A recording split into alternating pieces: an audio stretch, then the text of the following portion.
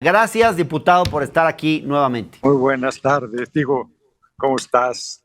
¿Qué Un tal? saludo a tu auditorio. Saludos, Gerardo. A ver, ya conversamos hace unos meses y nos contaste de tus aspiraciones presidenciales. Las cosas, digamos, han avanzado mucho desde entonces. Muchas cosas han estado pasando en el país y parece que las llamadas corcholatas pues ya están de lleno en la carrera presidencial, quizás con mucha anticipación a los tiempos políticos normales. ¿Cómo te sientes y cómo estás percibiendo esta competencia? Y estamos viviendo una paradoja porque no está emitida una convocatoria, no está el proceso de decisión de la candidatura del movimiento Morena PT Verde, pero ya está. Entonces, tienes que andar por un lado con mucho cuidado, pues en su momento yo quiero ser el relevo del compañero presidente para que no te acusen de actos anticipados de campaña, y yo he decidido una estrategia que me parece la mejor, que es ir abajo con la gente, al pueblo, en comunidades, en ejidos, en colonias, en barrios, en los lugares más apartados del país. Yo no he dejado de recorrer abajo muy bien la gente, la verdad. Yo creo que están subestimando al pueblo, creo que se están equivocando mis compañeros, a los cuales yo les tengo aprecio y respeto, pero ellos andan acá, como me burlo, yo les digo, andan en la cópula, andan en la cúpula y no abajo, no abajo con la gente. Entonces, Ajá.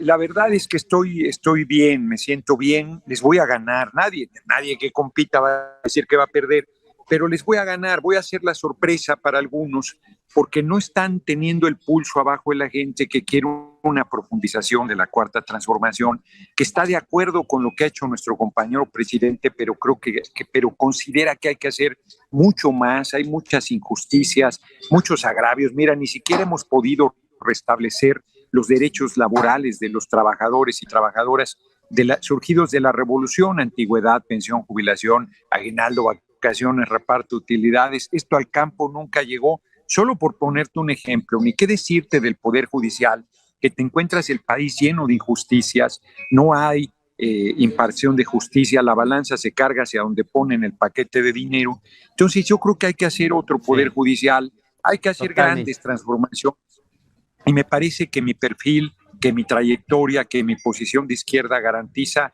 no solo la continuidad, sino la profundización de esta revolución sin violencia, que es la cuarta transformación.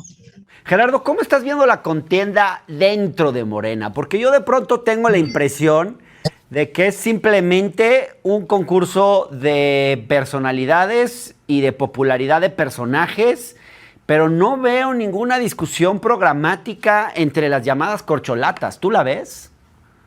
Bueno, mis compañeros que aspiran y que les han aplicado ese desafortunado término fue el propio compañero presidente, estoy claro. Yo no soy corcholata, yo soy un hombre libre que busca hacer el relevo del compañero presidente. Efectivamente, no se han distinguido por decir qué están pensando. Yo, por ejemplo, creo que hay que hacer un Congreso Constituyente en 2024 donde se haga una profunda reforma a la Constitución, o se haga una nueva Constitución para recuperar todo lo que es del pueblo: puertos, aeropuertos, carreteras, playas, minerales, ferrocarriles, agua, bosques, telecomunicaciones, tierra, aire, sol, viento, todo, y ponerlo al servicio de nuestro pueblo. Yo soy muy ambicioso y creo que podemos construir un nuevo camino para la humanidad desde México, un nuevo sistema económico donde la acumulación no sea el objetivo, sino el ser humano en armonía con la vida y con el planeta. Lo traduzco: que a las niñas y a los niños les den de desayunar, de comer, de almorzar en las escuelas públicas del país, que la niñez no trabaje, que ninguno viva en la calle, no solo la niñez, sino nadie, ningún ser humano esté en situación de calle, que le metamos fuerte al tema de lograr autosuficiencia alimentaria, garantizar que los jóvenes no sean rechazados ni de educación media superior ni de la universidad, que la gente viva bien producto de su esfuerzo, impulsar empresas colectivas del pueblo, sociales, no del Estado, del pueblo, de la organización de la gente. O sea, yo creo que por ahí debemos ir, pero como bien lo comentas, yo lo comparto, mis compañeros no están planteando nada de esto. Pues hace un Ajá. rap Ricardo Monreal, toca la guitarra mi compañera Claudia Sheinbaum, se Sí. come unos tacos en Tokio Marcelo Ebrard. No, bueno, ahí la llevan. Pero Es como que a francamente ver creo quién es más chistoso. quién es más simpático, quién es más... y eso no conecta con la gente. O sea, lo que conecta con la gente es el compromiso, lo que conecta con la gente es el proyecto que estás planteando, que es continuar, por supuesto, con lo realizado por el compañero presidente, pero la profundización es necesaria, hombre. A ver, los temas de seguridad. ¿Cómo vas a resolver el problema de seguridad solo extendiendo a 2028 la presencia de las Fuerzas Armadas? Pues tienes que hacer policías estatales y municipales profesionales, bien capacitadas, bien armadas, con muy buenas condiciones de trabajo para que en lo posible no caigan en cosas de corrupción. Las policías municipales hay quienes ni seguridad social tienen, o sea, eso no puede ser. Pero además abrir la discusión sobre la legalización de todo tipo de droga, porque Estados Unidos está siendo y sigue siendo el principal consumidor de droga del mundo, su pueblo, y tú, un kilo de cocaína en Colombia vale $1,000 y en Nueva York vale 800,000, pues eso es una locura, hombre. Los motores de la economía de Estados Unidos son la droga, el dinero salido del consumo de la droga y la producción de armas. Bueno, pues eso no puede, yo creo que no Ahora, debe seguir siendo. Gerardo, Hay que replantearlo. luego decimos, queremos que los candidatos presenten propuestas, pero también hay una ciudadanía que tampoco de repente se pone a leer los programas de los candidatos. Monreal, por ejemplo, sí salió con un programa, un documento largo. Pues yo no he visto que lo comente ni un comentócrata. Vi 2 o 3 artículos sobre ese programa. Yo escribí uno de esos, por ejemplo, pero en general tampoco veo como que una corriente de opinión que esté exigiendo eso, que esté atenta a ese tipo de cosas, como que tampoco los medios están propiciando ese tipo de debate. No solo no están propiciando, sino están reproduciendo. Fíjate, se está dando, ahí sí voy a hacer un comentario fuerte, se está dando una reproducción de las peores políticas del PRI, de imposición, bajo otra manera. No hay tapados, pero hay corcholatas. No hay cargada, pero hay la cargada. O sea, la definición de una persona y todo el aparato volcado hacia esa persona. Yo creo que eso, la gente tiene 2 opciones. El movimiento, Morena, PT Verde, la base, el pueblo, la mayoría que está apoyando y que seguirá apoyando este movimiento, yo no tengo duda que vamos a ganar en 2024, tiene solo 2 opciones. Aceptar la imposición que va caminando, es a quien tengo ojos para ver que vea, o decidir que otra persona sea quien tenga la candidatura. Y yo estoy apostando esto segundo, yo insisto, por eso estoy yendo abajo con la gente. Mira, yo no tengo dinero, yo estoy pidiendo a la gente. No, pues es una aspiración súper legítima. Déjame hacerte una pregunta, Gerardo Fernández Noroña. Dime. A todos los entrevistados les estoy haciendo las preguntas parecidas porque queremos después contrastar. Del 1 al 10, ¿qué calificación le pondrías a la gestión de López Obrador? Yo creo que un 8. Un 8, fíjate, vale. Sí, ¿Cuál sería, Gerardo, hablaste ya y has mencionado muchas cosas en este rato de entrevista, hablaste de un Congreso Constituyente, de atender el tema laboral, de una reforma al sistema de justicia, uno de los temas para mí más descuidados de la 4T, de cooperativas, empresas colectivas les llamaste, de una policía estatal y municipal, de una legalización de todo tipo de drogas, ojo, no dijiste solamente de la marihuana. Pero a ver, ¿cuál sería el gran elemento diferenciador que podrías ofrecer tú y solamente tú como candidato a la presidencia? Fíjate que el gran elemento diferenciador, nada más de la droga, yo digo que hay que abrir el proceso de discusión efectivamente encaminado a legalizar todo tipo de drogas, efectivamente así es. Yo creo que son varias cosas de fondo. Primero, mi perfil de izquierda. Mi trayectoria, que ha estado siempre inscrita en la lucha social, siempre a contracorriente, nunca políticamente correcto, siempre defendiendo principios, ideales, sueños de transformación, siempre comprometido y muy orgulloso de surgir del corazón del pueblo. A mí me parece que ese perfil no lo tiene ninguno de mis compañeros y compañeras.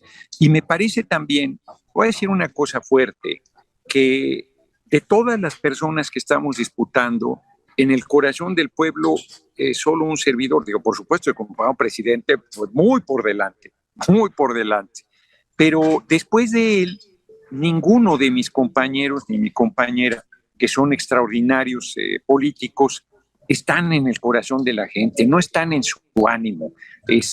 ¿Ninguno Yo tiene creo que es una carisma, diferencia Gerardo? grande. ¿Perdón? ¿Ninguno tiene carisma? Yo no le llamaría carisma, aunque también ese elemento pesa.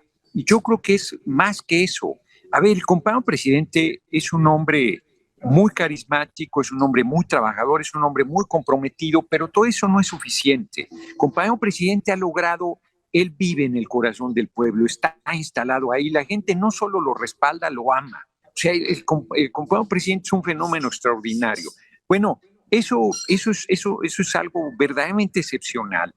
Y la verdad es que yo creo que en mi caso personal, yo sí he logrado tocar las fibras sensibles de nuestro pueblo, que yo sí he llegado a conmoverlo y que la gente que me quiere, que es mucha, me quiere en serio. Y por supuesto, como pasa con estas figuras que me aborrece en serio también.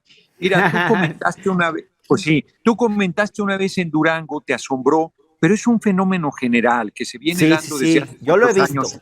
Yo lo he Sí, visto. claro, La se viene gente se dando desde... acerca mucho, te quiere, te tiene Sí, mucho cariño. sí. Eso es cierto, eso es así, o sea, no es un acto de arrogancia, y es un acto de compromiso, es un acto de enorme responsabilidad, porque la gente ve en ti expectativas muy grandes, y entonces así como le dijo el compañero presidente el día que tomó protesta, un joven que lo alcanzó en bicicleta, le dijo, tú no tienes derecho a fallar. Uy, qué fuerte, porque las expectativas de la gente son enormes, las injusticias que se viven son terribles, y la verdad es que sí se requiere, pues mira, un perfil como el mío en otras circunstancias no pasaría. En las actuales es idóneo de alguien echado para adelante, de alguien con carácter, de alguien con determinación, de alguien muy comprometido con el pueblo. A mí me parece que es el momento del pueblo y es el Sí, momento de perfiles como el Gerardo, mío. ¿recordabas este momento en el que un ciudadano le dice al presidente, tú no tienes derecho a fallar? Pero la realidad es que todos los políticos fallan en Fallamos, algún momento, claro, cometen ciertos errores. ¿Cuál dirías claro. tú que son los tres los tres errores que ha cometido el gobierno de López Obrador que a ti te gustaría revertir si fueras presidente de la República? No, fíjate, hace rato que dije, pues cuando me dijiste una calificación, pues claro que pude haber dicho 10 y podría tener hasta una calificación de sobresaliente, de mención honorífica, porque el compañero presidente está llamado a ser uno de los grandes presidentes de la República. Está bien, pero Pero te quiero oír una como, crítica. sí, por eso, pero como bien lo dices, este, a mí me parece que pues, como seres humanos que somos tenemos virtudes y defectos. Yo creo que el no poder restablecer los derechos de los trabajadores es uno de nuestros hierros. El compañero presidente lo intentó eliminar el outsourcing y se le fue todo el sector empresarial encima y no lo apoyamos, no lo ayudamos para que eso se hiciera. A mí me parece que nos hemos quedado cortos en cumplir el que no se ha rechazado ningún joven de las universidades públicas. A mí me parece que nuestro lema es primero los pobres, pero no hemos llegado a los más pobres, a la gente en situación de calle. No hay ni un solo programa para darle la mano a quienes niños, niñas y adultos mayores pasando por todo el espectro hoy no tienen absolutamente nada y están sometidos a niveles de sufrimiento absolutos. Solo por citarte algunos ejemplos, ¿no? Yo creo que en Sí, sí, estas sí, cosas coincido. nos hemos quedado cortos, ¿no? Gerardo, ¿y cuáles dirías tú que son los aspectos que más hay que reivindicar concretos, logros concretos de cosas que ha tomado, de decisiones que ha tomado el gobierno de López Obrador, que tú como presidente te comprometerías a mantener? No, bueno, yo mantendría todas, pero mira, una que me faltó. Todas. Un compromiso mío sería la gran obra, que la gente coma 3 veces al día. Recibimos un país con la mitad de los niños comiendo una vez al día y el 80% si son indígenas. No tengo el dato actual, pero estoy seguro que sigue siendo alto. Eso no puede ser. O sea, nosotros tenemos que lograr que todo mundo coma 3 veces al día, que todo mundo tenga un techo, es otra gran carencia. No tenemos un programa de vivienda, nos falta de cariño, nos falta de recursos. Un programa de vivienda muy ambicioso para que todo mundo se vaya construyendo paulatinamente, que todo mundo tenga un techo. ¿Qué le reconozco yo al compañero presidente? Que ha cumplido todo lo que se comprometió, porque es incorrecto exigirle que cumpla lo que no se comprometió. Ha cumplido absolutamente todos sus compromisos de campaña. Trae, por cierto, ahí con los endis del PT un cumplimiento parcial, pero en términos generales él ha cumplido todo lo que determinó hacer. La parte de la pacificación del país, yo ayer en tribuna daba unos datos muy fuertes. Fíjate, con Salinas creció 9.1 los homicidios. Con Cedillo algo hizo bien, te estoy citando de memoria, 31.2 disminuyeron los homicidios. Con el cabeza hueca de Fox aumentaron 1.6. Con el usurpador de Calderón, 192% se incrementaron. Con Peña 58% y con nosotros han disminuido 10%. ¿Qué quiero decirte con esto? Que sí está dando resultado la estrategia de seguridad, pero también es cierto que estamos lejos de la pacificación del país. Por eso toda esta discusión sobre y voy a subrayar, supuesta militarización, porque la militarización que hemos combatido es la del 2 de octubre del 68, la de la desaparición forzada de los 43 normalistas, la de la guerra sucia, la de usar las Fuerzas Armadas para reprimir al pueblo. Hoy esas cosas no suceden. De veras, Gerardo, déjame, te interrumpo ahí. Dime. Yo nunca había visto que en un gobierno se acumularan tantas tareas en manos de los militares, y a mí eso sí me empieza a preocupar. Ya es construcción de una línea aérea, de cuestiones vinculadas al turismo, el aeropuerto Felipe Ángeles, administrar 5 aeropuertos más, el Tren Maya, el Tren del Istmo. ¿Es sano? Porque ¿sabes qué me preocupa, Gerardo? Que todo este poder que se le está dando a los militares, porque sí es poder darles la administración de recursos públicos en tal cuantía, después va a estar muy difícil quitarles todo esto. ¿Quién se va a atrever? No, pero nadie se los quiere quitar, o sea, porque finalmente el aeropuerto Felipe Ángeles ningún particular lo hubiera hecho. En el tiempo y con los costos, con el presupuesto del general Vallejo, que fue está bien, pero ya el cúmulo de cosas no son demasiadas. Espérame, cabrón, espérame. El Felipe Ángeles, el general Vallejo nos platicó una vez que fue el responsable de construirlo. Le pedimos al presidente, yo le digo, compañero presidente, que se compraran más hectáreas para hacer crecer el aeropuerto 50 años. Dice, y el presidente nos dijo, sí, cómo no, si lo hacen con el mismo presupuesto, compren lo que quieran. Y el general Vallejo hizo ahorros y logró comprar los terrenos para que el aeropuerto crezca 50 años. Bueno, eso no lo hubiera hecho ningún privado. Más aún, ese dinero es para las pensiones de los militares, que son siempre un peso en el presupuesto del país. Entonces está resolviendo problemas, hombre. Lo de la línea aérea es una exageración lo que dicen. Es el avión que no se puede vender presidencial, que puede servir para determinado tipo de público, y 8 aviones más que se rentarían y ni siquiera se ha decidido, sigue estudiándose, pero yo creo que es buena idea. El resto que dices, te quedas corto, también tienen la Marina, la administración de las aduanas en los puertos. Ajá. Entonces, a mí me parece que los militares han tenido siempre muchísimo poder, y el compañero presidente ha llegado a un asunto de equilibrio que a algunos les espanta, porque efectivamente si llegara un cretino, pues los podría utilizar para mal, como los han utilizado siempre, o las Fuerzas Armadas podrían también decir, bueno, y si damos un pasito más, que no está en su tradición, no hay una tradición golpista en nuestro país. Entonces, desde Victoriano Huerta, cuando mataron al presidente Madero, entonces, no, a mí lo que me preocuparía es ya pacificar al país para sacarlos de las labores de seguridad pública. Esa es la parte, a mí me parece que eso sí hay que hacerlo. Sí, eso hay que hacerlo, no, absolutamente, y me parece que este es el hilo más delicado. Lo demás, yo no le veo francamente mayor problema. Y además, ese ejército es el mismo que reprimió en 68, ciertamente, y que miembros de él participaron en la desaparición forzada, no hay ninguna duda, de los normalistas, pero también es el ejército que surgió en la revolución, y también es el ejército que opera en el DN3, en los planes de emergencia de apoyo a la ciudadanía, y también es el ejército que hoy, eso que a algunos preocupa, tú incluido, está volcado a tareas de paz. No son cosas menores. Ahora, Gerardo,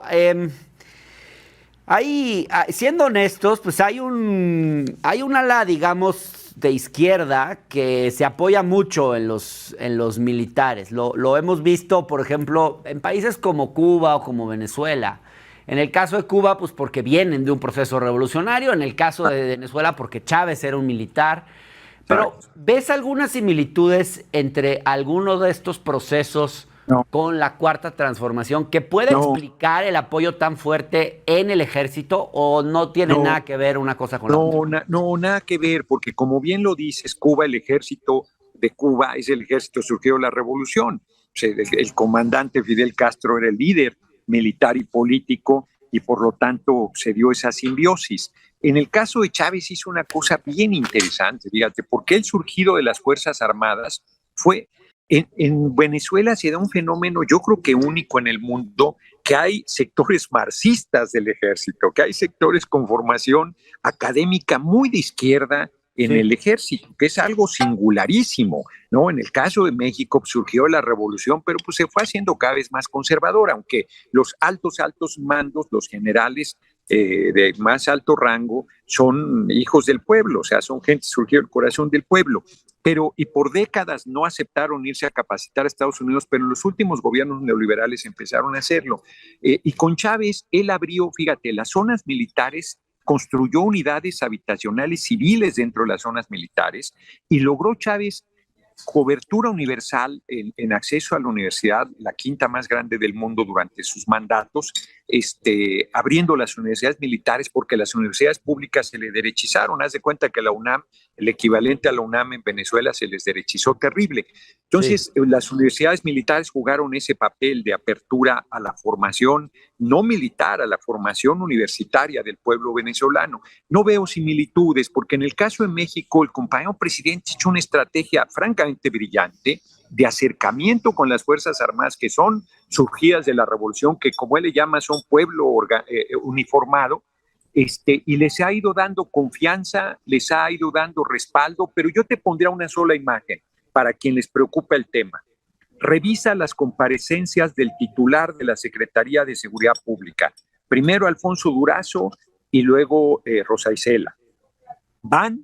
Está ahí el jefe de la Secretaría de la Defensa, el general, compañero general Crescencio Sandoval, está el almirante de la Marina, y están atrás acompañando al civil que va a dar cuentas al Poder Legislativo, cuando en todos los gobiernos anteriores, todos son todos del PRI y del PAN, el secretario de la Defensa ni siquiera se dignaba pararse en la Cámara de Diputados o en la Cámara de Senadores, y tenías que ir a su oficina a que te platicara cómo estaban las cosas. Era un nivel de prepotencia brutal. Es cierto, hoy rinden cuentas, están en conferencias de prensa. Sí, claro, y subordinados al poder civil, no solo al comandante en jefe de las Fuerzas Armadas, que es el compañero presidente, sino subordinado al civil, en este caso inclusive una mujer que está al frente de las tareas de seguridad pública. ¿Tú los ves realmente subordinados? Porque yo he visto recientemente algunas muestras en discursos públicos del secretario de la Defensa, en muestras, digamos, de cierta irreverencia. A mí me está pareciendo, Gerardo, que como que ya se les está pasando un poquito la mano, y que el presidente necesita ponerles un hasta aquí a los militares, porque se están convirtiendo en un grupo de presión muy fuerte. Siempre lo han sido, siempre lo han sido. Yo no los veo, francamente no he visto esto que me comentas.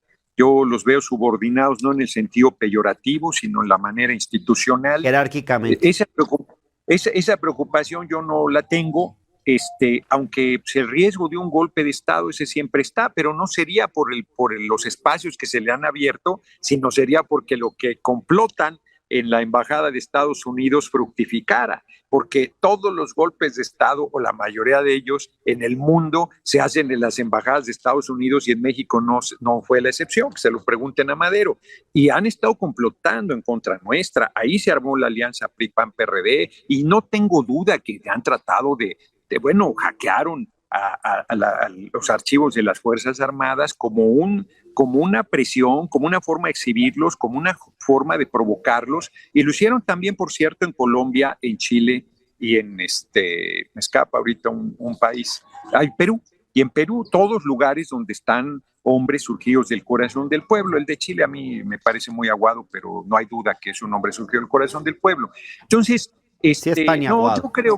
yo creo que el riesgo de un golpe de Estado está ahí siempre presente y que justo la estrategia que ha hecho el compañero presidente ha disminuido enormemente esa posibilidad, el respaldarse en las Fuerzas Armadas, en darles un juego institucional, en Te permitir un interrumpo, te crecimiento. interrumpo. Entonces, Gerardo, tú sí estás viendo que en la mente del presidente toda esta fuerza que les está dando al ejército, a la marina, el hecho de que sean, pues de alguna forma, un aliado estratégico de su gobierno, tiene que ver con una vacuna frente a un posible intento de golpe de Estado o intento No lo desestabilizador, diría, o al menos de no lo mandar un diría, mensaje a sus oponentes no, de conmigo no se metan.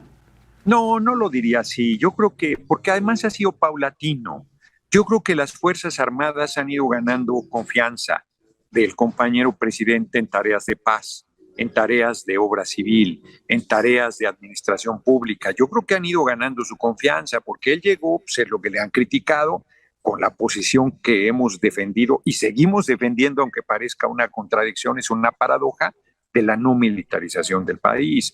O sea, nosotros, pues la historia la conocemos, la hemos vivido y te diría, la hemos sufrido. Yo tenía 8 años y el compañero presidente tendría 14 en el 68, por ahí, pero pero conocemos bien lo que ha sido y cómo han sido utilizados. Además, conocemos teoría política y en teoría del Estado, los estados tienen el monopolio del uso de la fuerza pública y la derecha lo ha utilizado para reprimir al pueblo.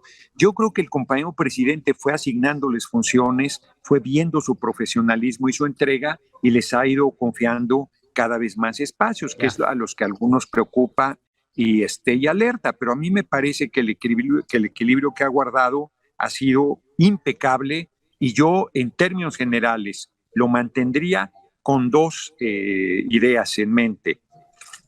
Regresar lo más pronto posible, si se puede antes de 2028, antes a las Fuerzas Armadas, a los cuarteles, que ya no sigan haciendo tareas de seguridad pública, y revisaría la administración aeroportuaria de la Marina que se les dio a perpetuidad. Yo no creo que sea una determinación que así debe estar, pero de ahí en fuera tendría en esencia lo que se ha venido consolidando. Ok.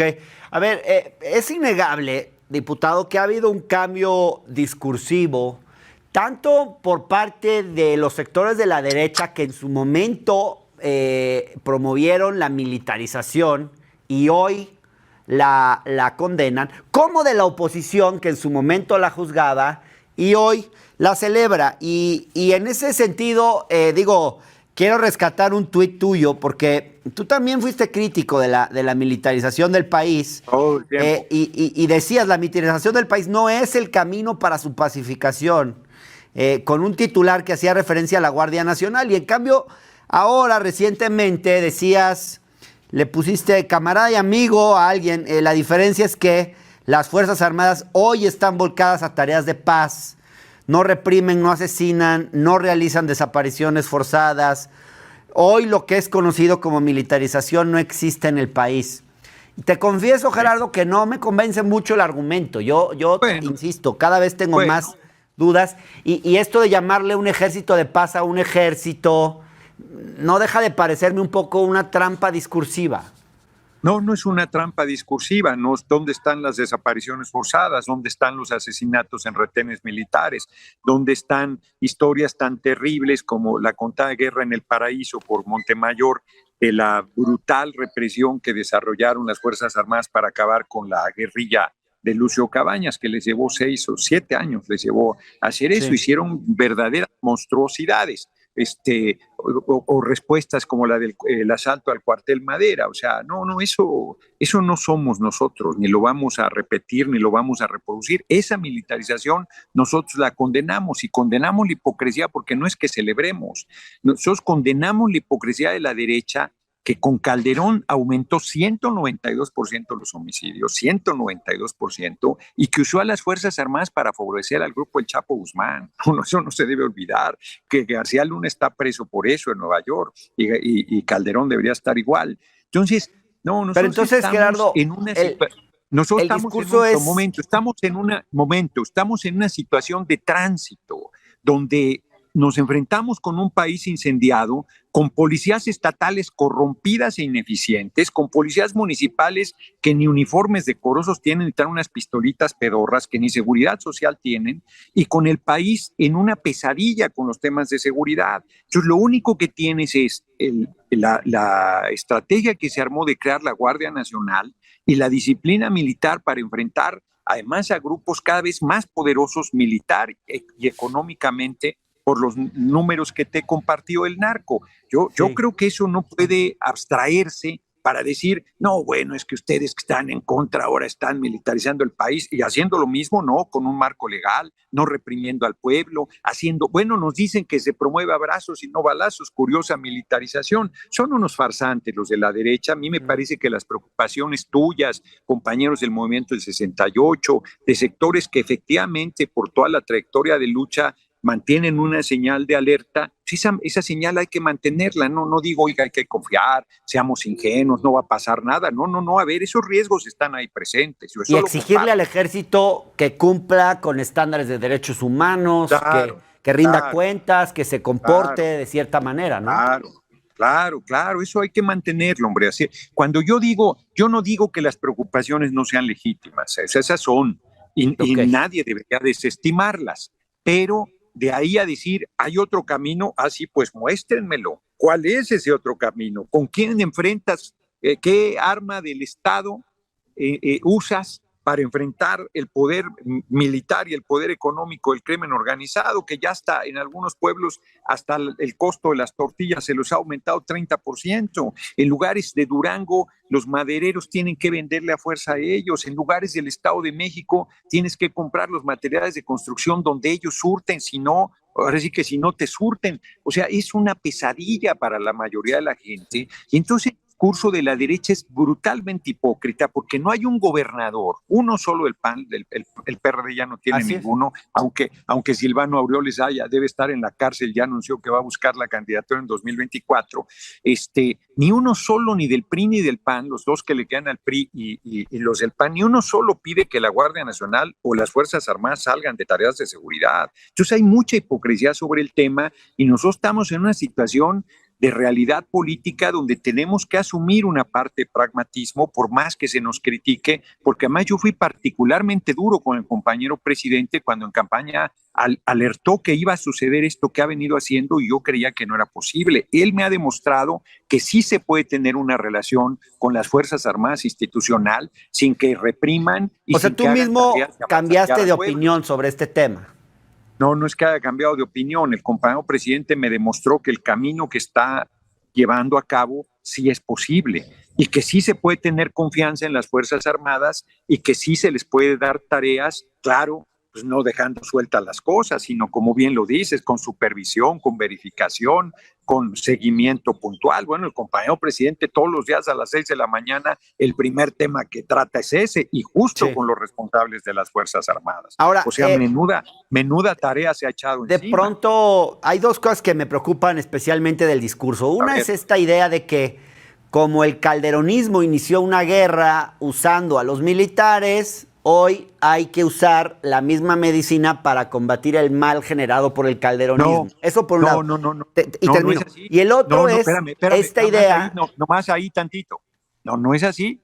Dime con qué fuerza pública enfrentamos al crimen organizado. Tú dime, o sea, si decimos, a ver, regresamos al ejército y con las policías estatales le hacemos frente, bueno, eso sería suicida.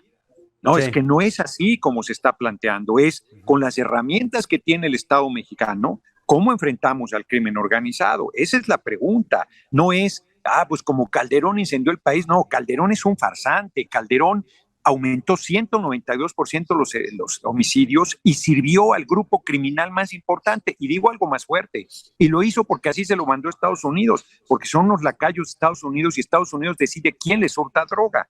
Y eso es lo que terminaron. De eso Ahora, estamos luego, hablando. Bien, y la otra parte es un poco cómo se justifica el discurso. Y por un lado es, los militares son pueblo uniformado, cosa que se puede aplicar para ciertos rangos, pero no para todo el ejército. No. Y la idea de que los militares no son corruptos por definición, o que son más honestos que los civiles, que siento que de pronto el presidente coquetea mucho con esa idea. Bueno, lo primero yo te diría, se hace política con lo que se tiene, con lo que se puede, no con lo que se quiere. Claro. Entonces, lo que tenemos es esto, o las policías estatales y municipales o el ejército, o ambas si se puede. Yo francamente creo que hay que sustituir prácticamente todas las policías estatales y municipales, profesionalizarlas, capacitarlas. Hay gente honesta dentro de las policías, sí, pero bueno, los propios mandos están corrompidos y le piden dinero a sus inferiores y hacen unas pesadillas. A ver, en Zumpango gobierna Morena y en un crucero allá a un lado del lago, 3,000 pesos tiene que sacar el policía municipal para entregarle a su mando superior. Bueno, entonces no andan en labores de seguridad, sino andan extorsionando a los transportistas para pagar su cuota. Bueno, eso lo tienes que resolver. Y me parece que, insisto, lo más disciplinado, lo más estructurado, lo más sólido, inclusive en materia de fuego que tienes, pues son las Fuerzas Armadas. Entonces echas mano de eso en una situación, para decirlo claro, desesperada. Porque la situación de seguridad es terrible. Claro. Pues que diga que no. Y segundo, yo ahí sí comparto contigo la crítica de que pues, los seres humanos en general, y más en un sistema económico donde lo más importante es acumulación, pues en general la corrupción a cualquiera tienta. ¿Cuál es la ventaja de los militares? No es que sean en sí más honestos, sino que tienen una formación. O sea, tienen una formación de disciplina, tienen una formación de amor al pueblo, de servicio. Esa formación sí existe.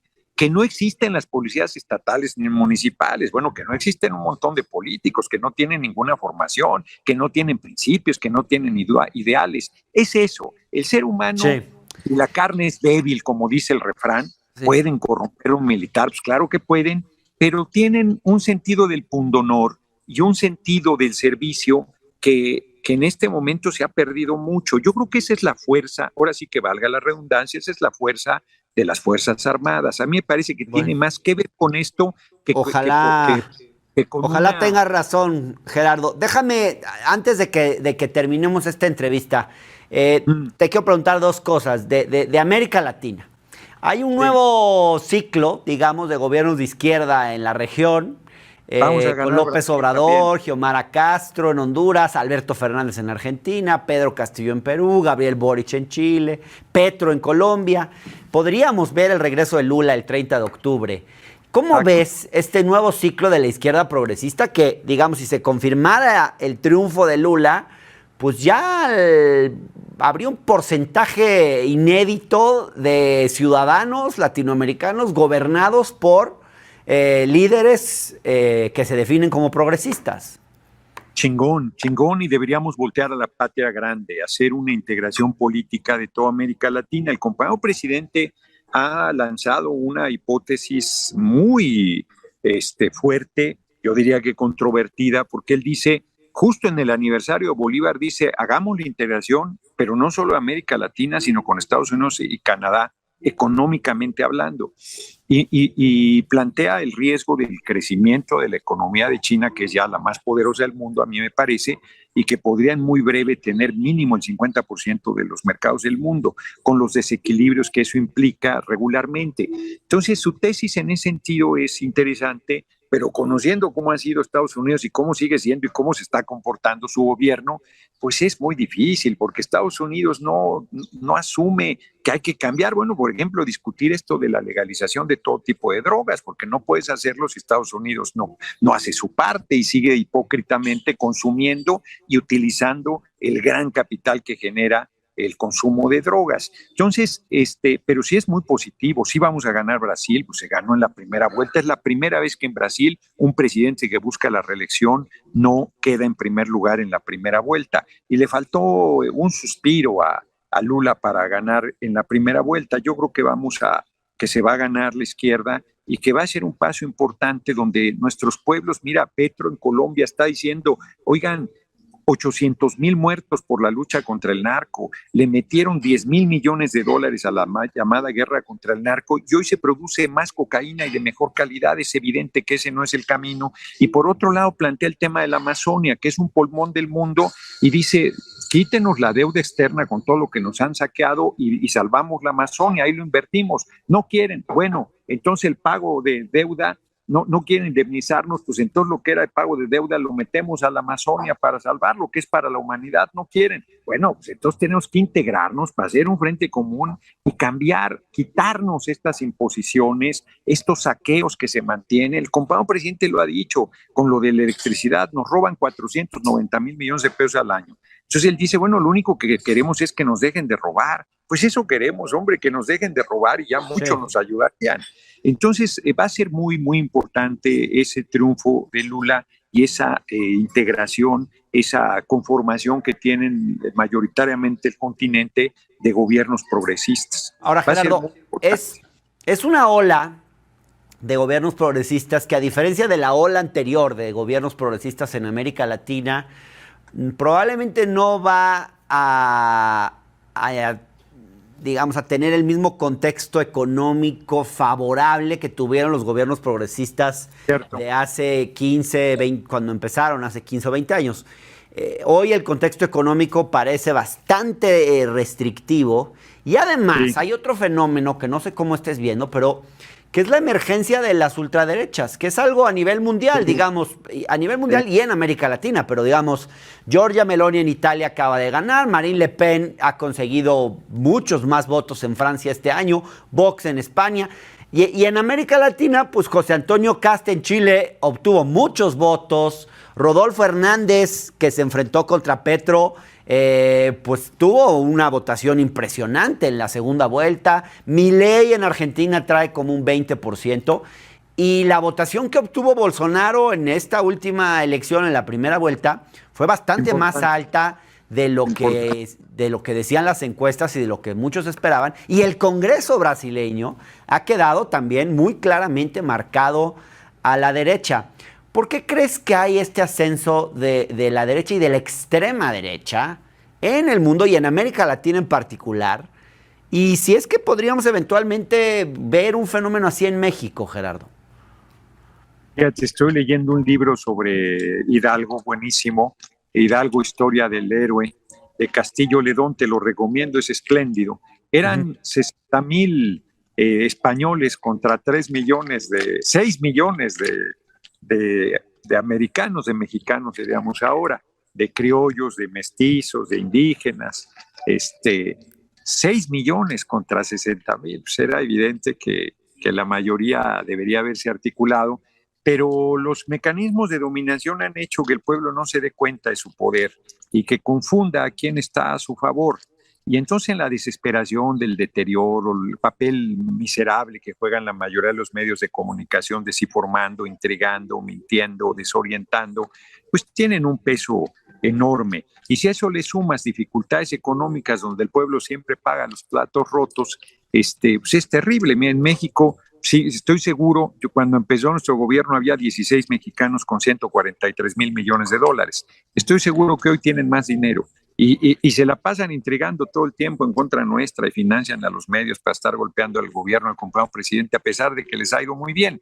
Es lógico este sistema que estamos viviendo. Yo creo que, y se han vaciado los contenidos educativos, hombre, la gente tiene cada vez, aunque tenga niveles educativos mayores, se han vaciado todos los principios, todo el conocimiento de tu historia, todo el orgullo de tu origen, la conciencia. Tenemos mucho que trabajar ahí, tenemos mucho que trabajar, y Europa demuestra que las mejorías económicas ni politizan, ni resuelven, ni mejoran al ser humano. O sea, las mejorías económicas deben ir acompañadas de sensibilidad, de conocimiento, de solidaridad, de compromiso, porque se va acentuando esta idea individualista de que lo importante es que tú salgas adelante y que el mundo se lo lleve en la trampa, ¿no? Entonces estas cosas pesan mucho en que estos sectores tan francamente abominables estén apareciendo y tengan fuerza. En México, afortunadamente, están disminuyéndose porque sale la peor cara de la derecha, la derecha fascista, y entonces le aplauden a personas como la senadora María del Carmen Telles, pero se va reduciendo su electorado, porque además no se dan cuenta que son brutalmente majaderos con la mayoría de la población, tratándola con racismo y con clasismo. Pero Sí. es un problema de conciencia de nuestros pueblos. Sí. Gerardo, pues muchísimas gracias por esta conversación. Un gusto tenerte en el octágono, como siempre. No, hombre, al contrario, muchas gracias a ti y vamos a ganar en su momento. Voy a lograr la candidatura, lo van a ver sus ojos y acompáñenme el 12 de noviembre a las 12 ahí en la Plaza de Santo Domingo. Ahí voy a estar en una asamblea informativa. Me va a dar mucho gusto que nos acompañen. Pues ahí está. Gracias, gracias, diputado.